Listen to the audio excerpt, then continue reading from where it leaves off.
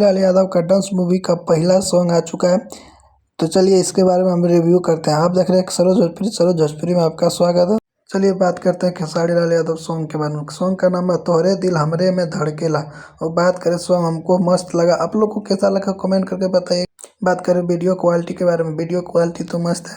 पहले एक बार ये सॉन्ग पहले सुन के देखिए। दिल हमारा में धड़केला, हमारे वाला तोहरा में धड़केला।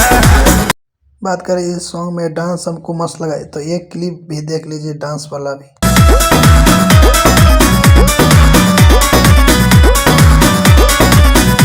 नहीं अच्छा लगा तो फिर एक बार देख लीजिए आप लोग ये वीडियो का डांस।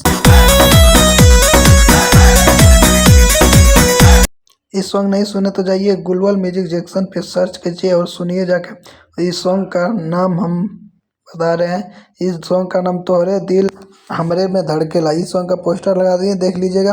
और कैसा लगा वीडियो कमेंट करके बताइएगा। फिर मिलेंगे अगले वीडियो में खेसारी लाल यादव का न्यू अपडेट लेके। जो सरोज भोजपुरी को सब्सक्राइब नहीं किया है प्लीज़ सब्सक्राइब कर लीजिएगा। फिर मिलेंगे अगले वीडियो में।